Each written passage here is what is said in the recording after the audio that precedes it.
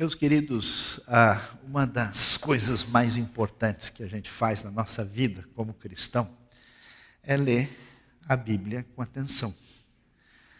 Porque não é tão simples assim.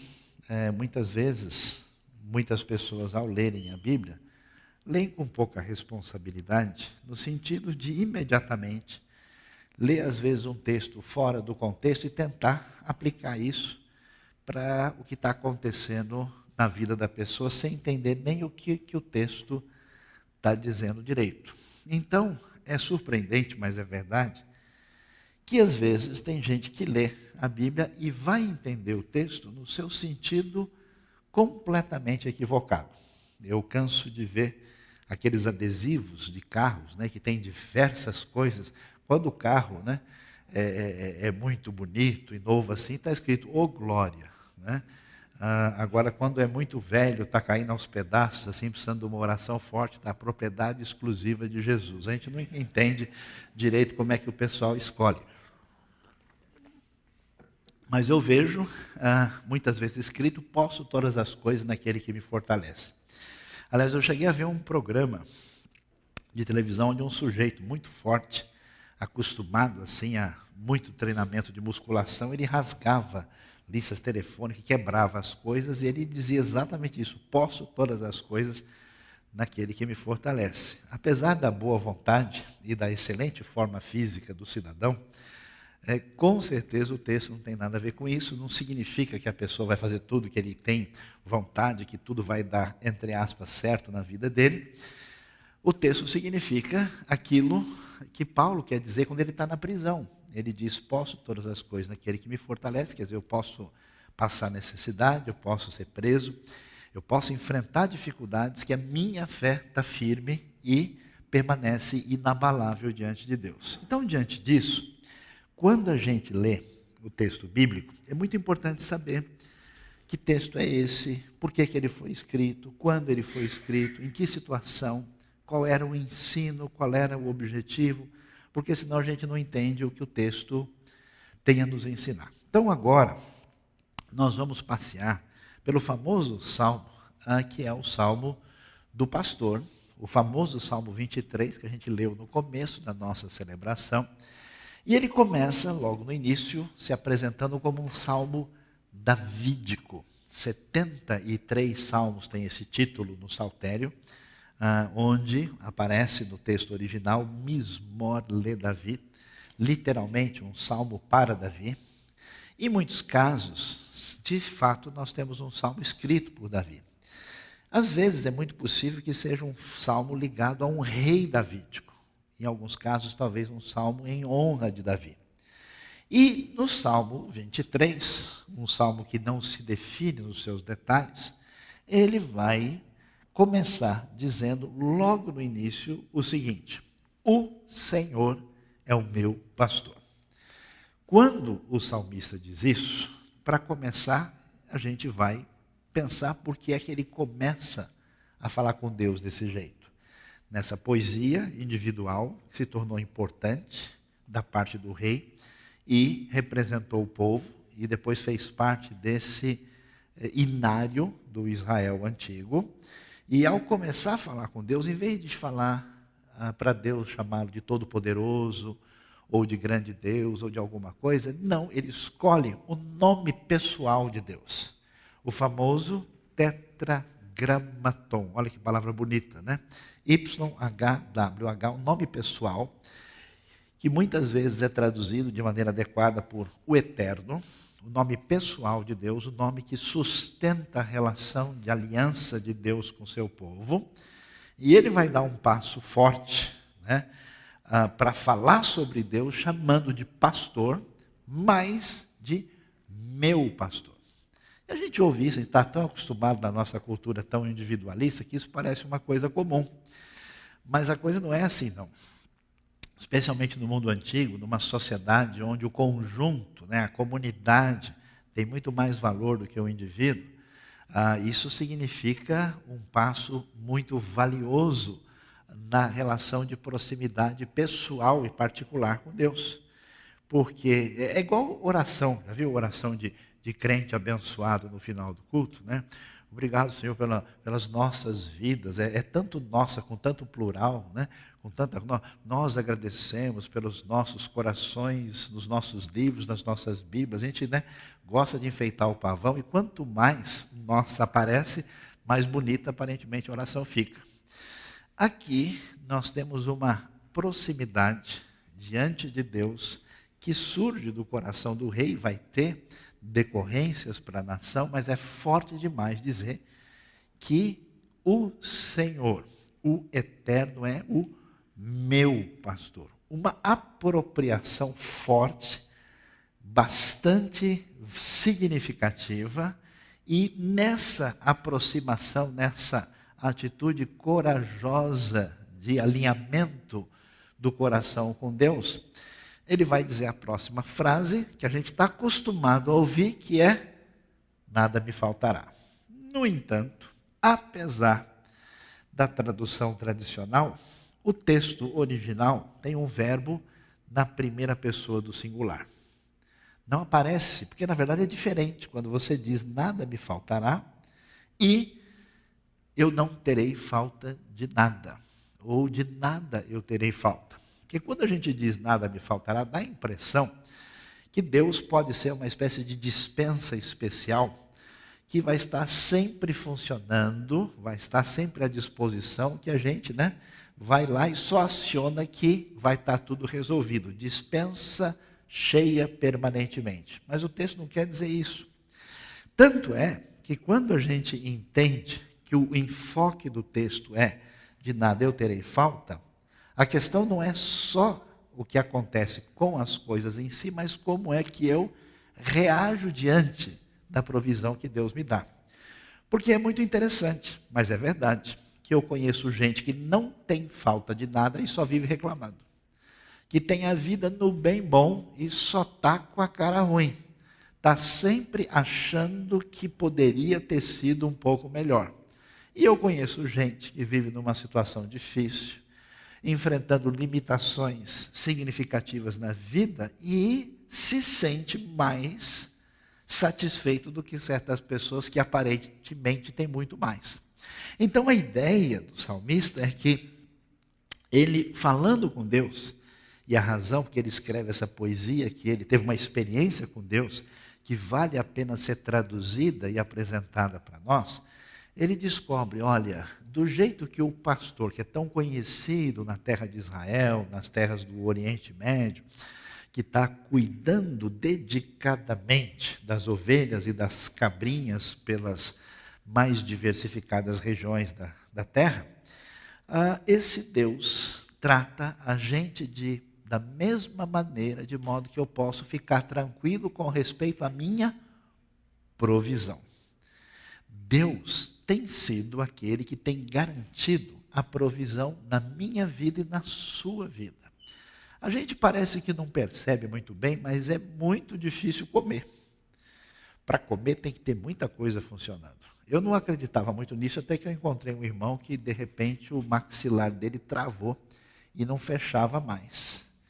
E aquilo que a gente faz, e possivelmente vai fazer mais vezes nos próximos dias, que é usar muito o maxilar, de repente ele não tinha mais como fazer isso. Você tem a sua vida durante anos e anos, né, o seu maxilar funcionando, o seu paladar funcionando, o seu aparelho digestivo, o estômago, o esôfago, todas as coisas durante tanto tempo.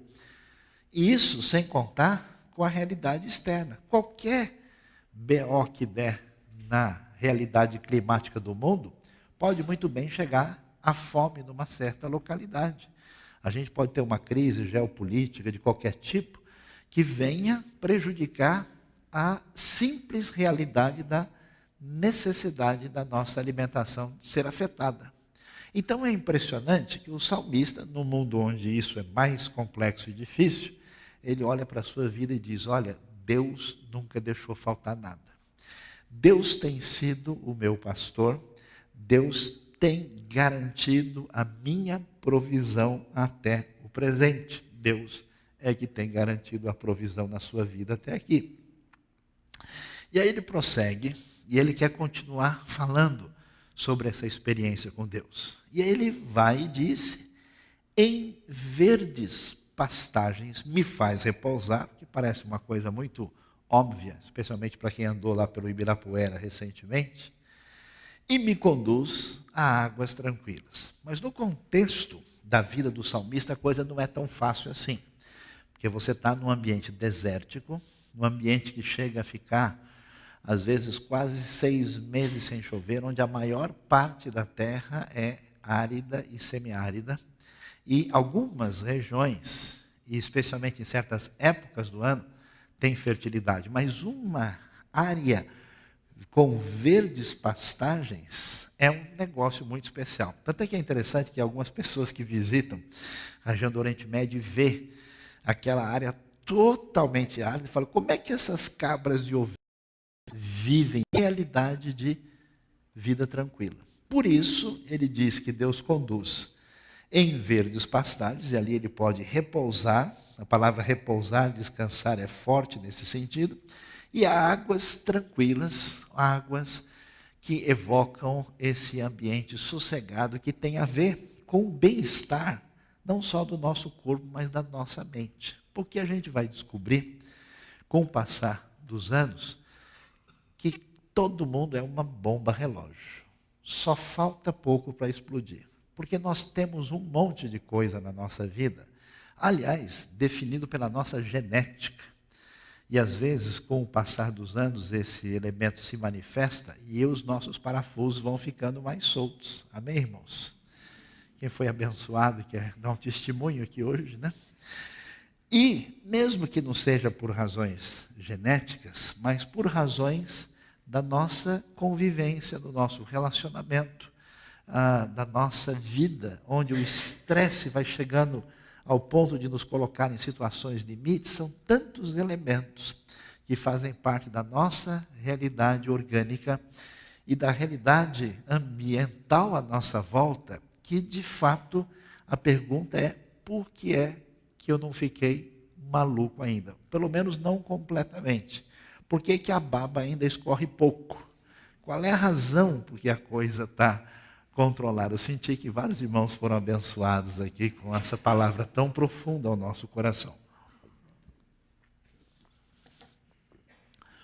Diante disso, o salmista vai dizer o seguinte: olha, eu estava olhando para a minha vida e descobri que até agora eu tive provisão porque Deus garantiu. Ele é o meu pastor. E não só ele garantiu a provisão, mas ele me impediu de entrar numa rota de colisão na minha estrutura emocional. Porque se tudo que a gente passou na vida, todos os momentos limites, com todas as circunstâncias negativas, pudessem de fato ser contabilizados, eu acho que ninguém se sustentaria. Por isso que é comum, e acho maravilhoso ouvir isso, pessoas passando por situações que elas simplesmente não têm como explicar, dizer o seguinte: olha, eu achei que não tinha mais condições de lidar com aquilo e eu não sei de onde eu arrumei força na hora. Quando o negócio aconteceu comigo, a minha crise maior, quer seja uma crise, por exemplo, de ficar numa situação de insegurança, de achar que vai morrer, ou de enfermidade, ou de experiência inesperada, a pessoa parece que assim acaba o gás e de repente parece que tem a ação da ressurreição que regula a pessoa de volta à vida. Como é possível? Deus conduz você, né, depois da síndrome da capa do Batman, conforme nós ouvimos teologicamente bem explicado aqui, a verdes pastagens e águas tranquilas. E aí, como é que a gente conhece o versículo? Refrigera a minha alma. A palavra alma, a palavra nefesh, às vezes significa alma, mas na maior parte das vezes não, especialmente quando a gente pensa em ovelha. Entendeu? O forte de ovelha não é ter alma. Então essa palavra nefesh significa vida, significa fôlego de vida, significa vigor. Por isso a ideia é que nessa ação de sustentação de Deus, que envolve a provisão e essa bênção sobre o nosso coração e a nossa vida emocional, de vez em quando você está assim numa situação muito complicada, Deus só dá um toquinho, você dá aquela chorada básica e sai novinho. É uma benção. De tal maneira que Deus restaura o vigor. Como iniciar de novo? É interessante, todos os processos na vida, pessoais, comunitários, relacionais, entram em desgaste. E a gente tem que sempre ter a arte de reinventar-se. Como é que você pode reinventar-se adequadamente? Só com a força e a bênção que vem de Deus. Então o salmista diz, Deus me restaura o vigor, Ele me renova. É muito mais do que o refrigerar a alma, né? Apesar que essa tradução para o nosso contexto de temperatura, ultimamente tem sido muito bem-vinda. Mas aqui a ideia é essa. E aí ele prossegue, e depois de falar de Deus como provedor e de Deus como restaurador das nossas emoções, ele diz uma terceira coisa valiosa para a vida da gente, que é: guia-me nas veredas da justiça, por amor do seu nome. E prossegue no verso 4. Mesmo quando eu andar por um vale de trevas e morte, não temerei perigo algum, pois tu estás comigo, a tua vara e o teu cajado me protegem. Os dois versículos estão interrelacionados. Mas a coisa começa na segunda parte do versículo 3. Que história é essa de caminhos da justiça? Ovelhas têm caminhos da justiça ou veredas da justiça? No contexto dessa metáfora do pastor cuidando de ovelha, que aponta para a realidade de como é que Deus lida com a gente, caminhos ou veredas da justiça significa caminho certo. Por quê? Porque a ovelha é o bicho mais bobo que existe. É o bicho que não aprende nunca. É absolutamente fácil de ser enganada, levada, de se perder. Ovelha só falta perder ou empatar para cachorro mimado criado em apartamento. Você solta lá embaixo quase que qualquer coisa, né? Vem o gato e come aquele cachorro de tão bobo que ele é. A coisa é mais ou menos assim. Então a ovelha é a nossa cara. A ovelha funciona desse jeito. E ele vai dizer, olha Deus, eu dei uma olhada na minha vida e descobri que essa situação tão complicada que a ovelha pode ter de pegar um caminho e cair num buraco, num precipício, de pegar um caminho que leva para a morte, de se expor a um ataque de um animal perigoso, quer dizer, isso revela como a nossa vida é imprevisível. Como é que você pode garantir qualquer coisa em relação às suas escolhas? Você entra numa empresa, depois de 2 anos a empresa fecha. Você toma uma decisão de fazer um curso X, depois as coisas se complicam. Todas as coordenadas que aparentemente estão debaixo do nosso controle, em muitos momentos da vida a gente descobre que não tem como prever. Depois de um tempo o sujeito ele até joga a toalha e fala, sabe de uma coisa? Não vou esquentar mais a cabeça. Já foram 3 chaleiras cheias, de água quente na cabeça dele para fazer todo o café do mundo. E agora ele percebe que não adianta mais. O que o salmista diz? Puxa, eu podia ter entrado em cada roubada. Eu podia ter tomado decisões e as decisões são tênues. Um sim ou não, uma atitude aqui e ali podem provocar desastres terríveis. Um relacionamento indevido, uma atitude profissional não bem pensada, um curso equivocado, um documento errado. A pessoa vai ter problemas com a lei e passa anos tentando resolver uma confusão difícil. Ele olha para a vida dele e diz, puxa, não é que Deus interferiu nas minhas escolhas?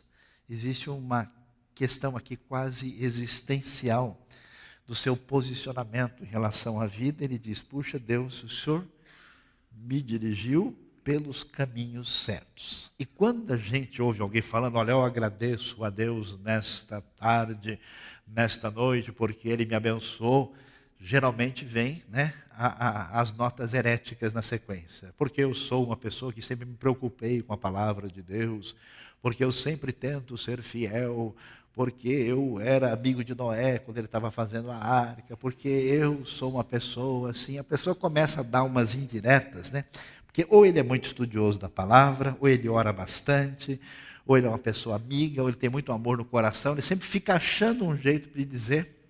E a Bíblia vai num caminho bem diferente. Sabe por que Deus não deixou você quebrar a cara? Sabe por que Deus interferiu em uma série de decisões indevidas da sua parte e não deixou você arrebentar-se de vez? Por causa do amor do seu nome. Deus age baseado na sua bondade, no seu amor e garantido pelo seu nome. Deus tem prazer em abençoar esses que estão em aliança com Ele. Então você não se atrapalhou, não é porque você é gente boa, mas porque isso está garantido por Deus. Porque se depender do seu currículo, da sua grande qualidade, esse negócio não vai funcionar. Então Deus diz, eu garanto essa situação, é por amor do meu nome. E é interessante, porque ele volta para esse pensamento da ovelha, e a gente vai entender isso quando você descobre como é que funciona o relevo na terra de Israel com os seus vales e variações muito grandes. Um país menor do que o Brasil, que tem diferença de relevo maior do que o Brasil. Tem uma montanha de 2.800 metros de altura e uma região a mais de 400 metros abaixo do nível do mar. Essas variações, onde as ovelhas vão e voltam, sobem na região montanhosa e descem, são muito perigosas. Por isso que ele vai dizer, e aí a tradução tradicional fica devendo, porque ela diz, ainda que eu andasse pelo vale, não é esse o sentido. A expressão hebraica kiim, que começa o versículo, tem uma ideia, não de uma coisa que talvez venha a acontecer, mas algo bastante provável. Por isso a ideia é, mesmo quando eu andar, ou seja, isso vai acontecer, mais cedo ou mais tarde, o bicho vai pegar, a coisa vai ser difícil. Mesmo quando eu andar por um vale de trevas, porque de fato a pessoa desce por um vale e lá é escuro, e morte, por quê? Porque a ovelha pode ser atacada por um leão, a ovelha pode ser atacada por um lobo, ela pode ser atingida por uma cobra, ela pode quebrar a perna, ela pode estar numa situação de tal fragilidade que a gente entende porque o salmista diz isso. Mesmo que eu tiver que andar por essa situação tão à mercê das circunstâncias, olha, eu não temerei mal nenhum, perigo nenhum, por quê? Porque Deus é bom e está no controle da situação. Deixe de ser nervoso, perturbado e ansioso. A vara e o cajado que servem para impedir que a ovelha caia no precipício, que ela se machuque indevidamente, e de vez em quando dá umas palmadinhas abençoadas que o Ministério Espiritual da Saúde adverte que pode fazer bem para a sua vida. Então, nessa ação divina, isso me protege. Então, o que o salmista começa a ver? Ele diz, olha, eu fui olhar para o que aconteceu comigo até agora e descobri que Deus garantiu o meu sustento, minha provisão até agora.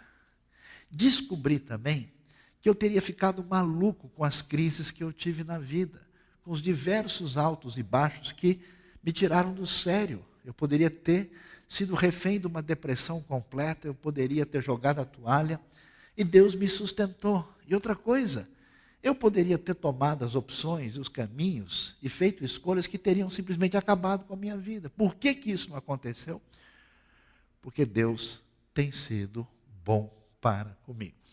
Então preste atenção, eu não sei o quanto de ingratidão a gente tem permitido na nossa vida e no nosso coração, de não perceber mais as coisas que Deus concede e nos dá de tantas maneiras, e a gente mais ou menos como que não pensa mais nisso, não se importa, e não enxerga a ação e a bênção de Deus na nossa vida. Mas o salmista está com a corda toda, ele está animado. A bênção aqui é forte, a coisa está crescendo, está indo adiante, e ele vai nessa subida, e quando chega no versículo 5, ele muda até o slide.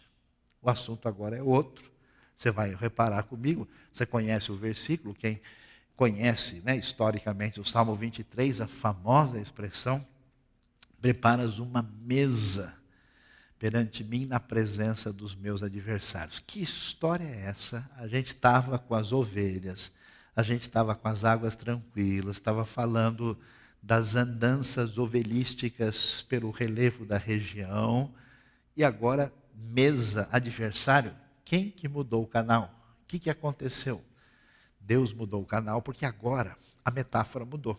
Ou seja, a metáfora da ovelha já não é mais suficiente para o salmista continuar ensinando aquilo que impactou o seu coração. Por isso ele muda e o assunto agora é outro. Agora a ideia é de um convidado de honra que é recebido por um anfitrião especial e que vai estar numa situação muito particular. E o que ele diz? Preparas uma mesa ou um banquete, ou seja, Deus o convida para o baby beef rubaiá, ou para o fogo de chão. Vários irmãos foram abençoados, senti, né, uma ligação espiritual profunda com alguns. Enche aquela mesa, preparas uma mesa para mim, à vista dos meus inimigos. E o que isso significa? Ele começa a dizer, olha, eu estava olhando para a minha vida, e eu estou vendo que Deus me abençoou de modo muito especial, me dando tudo aquilo que eu falei. Só que eu olhei com mais atenção e vi que Deus não só abençoa, às vezes ele exagera, às vezes ele extrapola. Deus dá uma mimada especial. Existe o mimadinho do Senhor. E nessa mimada, o que Deus faz? Deus chega e leva o sujeito para aquela mesa abençoada com alcatra, picanha, amém, irmãos? Cupim, uma minha, outra sua, outra nossa. A gente vai, tudo lá, devidamente colocado, né? Aquela azeitona, mas aquela chilena, aquela grande assim, né? Tem muito sal, vou tomar um copo d'água aqui, aquela azeitona. Aquela coisa toda colocada diante dele. E o que a Bíblia diz?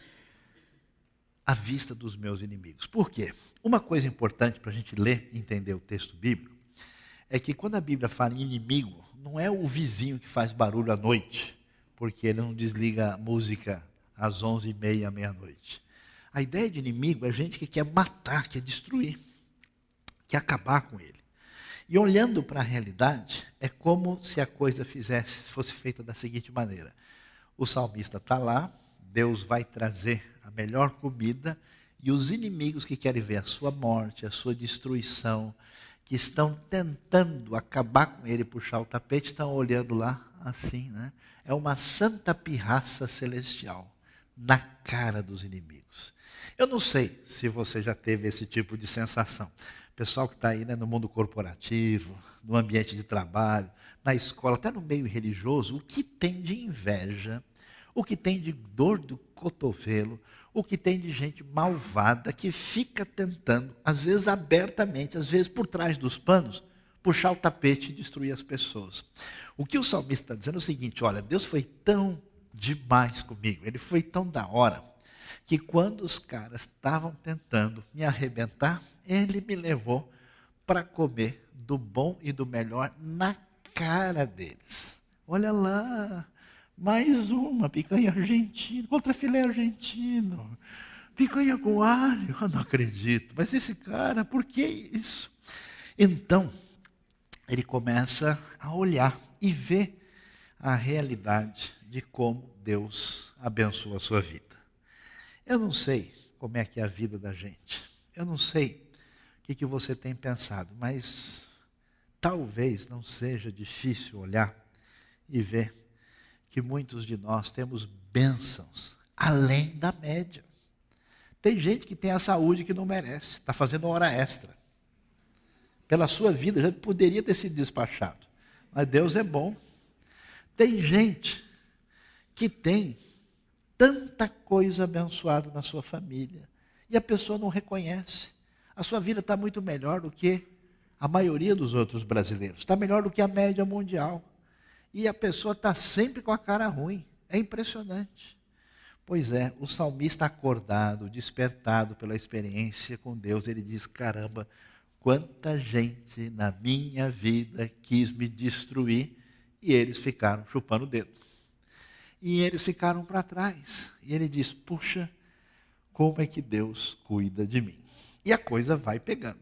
E vai pegando de tal maneira que ele diz, Deus faz isso da seguinte maneira. Ele unge a minha cabeça com óleo. E o que quer dizer isso? Ungir com óleo não é porque ele estava com problema de piolho, precisava tomar um remédio mais forte, assim. Não significa que ele precisava expulsar alguma coisa, fazer uma unção forte, derramar um óleo ungido, como alguns tentam dizer. Não significa algum tipo de remédio, mas nos tempos antigos você honrava uma pessoa em casa, né? As 3 coisas mais importantes no contexto da Bíblia hebraica são o pão, o azeite e o vinho. Então o azeite servia para tudo, desde para fazer óleo aromático, até para a cozinha e até para ser doado no templo e para ser combustível. E aí esse azeite era guardado e a pessoa chegava em casa e recebia, né, esse óleo levemente aromatizado sobre a cabeça. Era um jeito de honrar a pessoa. Então ele diz, ó, Deus me trata com honra, tal, que ele me recebe como um convidado especial. O que ele faz? Derrama esse óleo de recepção extraordinária sobre a cabeça e faz transbordar o meu cálice, que tem o sentido de fazer multiplicar imensamente a alegria. Ou seja, ele come e bebe do melhor e é tratado como um convidado de honra da parte de Deus.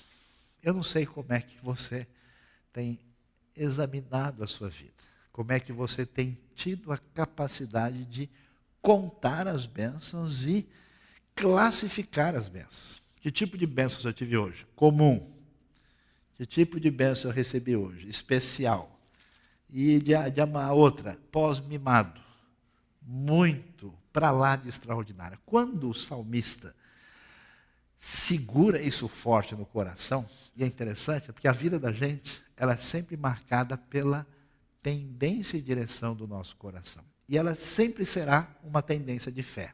Fé no fracasso, nos problemas, uma antecipação negativa ou aquela convicção e a certeza de que vai dar tudo certo, Deus vai me abençoar. E essa convicção é tão forte que ele começa o verso 6 para fechar o salmo de uma maneira muito especial. Ele diz o quê? Sei, eu tenho certeza, eu tenho convicção. Agora ele está chegando à conclusão de tudo aquilo que ele contou até agora. Deus deu a provisão, garantiu o equilíbrio emocional, Deus ajudou nas tomadas de decisões, Deus garantiu e segurou ele no meio do fogo cruzado dos inimigos e o tratou de uma maneira tão especial. Por isso ele diz, agora eu tenho certeza, meu coração está cheio de convicção que 2 coisas vão estar comigo. Que coisas são essas? Uma chama-se bondade. O que é bondade? Bondade é aquilo que Deus dá para todo mundo. Por exemplo, a chuva cai sobre os maus e os bons. Existe o que há de melhor em Deus, que Ele dá para todo mundo. As pessoas não reconhecem, mas uma série de coisas na vida delas é concedida simplesmente porque Deus é bom. O sol nasceu de novo porque Deus, na sua bondade, resolveu manter o universo funcionando. Mas a bondade é dada para todo mundo. A fidelidade, ou a misericórdia de Deus, não. Essa palavrinha que aparece aí é a palavra chesed. Essa é uma palavra que você tem que aprender. Se tem uma única palavra para aprender do Velho Testamento, do hebraico, não é nem shalom, é chesed. É com a garganta forçando mesmo. Chesed quer dizer misericórdia, quer dizer amor leal, amor fiel, amor inabalável. Por isso, às vezes, é traduzido por fidelidade, às vezes por misericórdia, porque é misericórdia que nunca vai falhar. E para quem Deus promete essa fidelidade, esse amor inabalável, para quem está em aliança com Ele. Então a coisa é bonita demais. Porque Ele diz, olha, galera, é o seguinte, eu descobri que aquilo que Deus tem de melhor, que Ele dá para todo mundo, e aquilo que Ele tem de melhor, que Ele dá só para quem está em aliança com Ele, está comigo na minha vida. eu sei que a bondade e a fidelidade, a misericórdia me acompanharão. Acompanharão uma vírgula. Porque essa palavra é a palavra que ninguém consegue traduzir. Se você olhar direito, tá, me acompanharão, me seguirão, estarão comigo, mas essa palavra é muito estranha. Ela está fora de lugar. Porque sabe que palavra que está aí no texto original? A palavra perseguir. A palavra radaf. Ela nunca é usada no sentido positivo. Ela sempre é usada no sentido quando, por exemplo, os inimigos estão alcançando a pessoa. Quando está o inimigo no encalço, quase pegando o indivíduo, essa perseguição está ali. Então o que o salmista diz? Pessoal, vocês não fazem ideia da minha experiência com Deus. Deus é tão extraordinário, impressionante, que eu estou sofrendo de uma santa paranoia celestial. Eu sou perseguido por Deus. Ele está ali, eu vou te pegar. Eu estou atrás de você.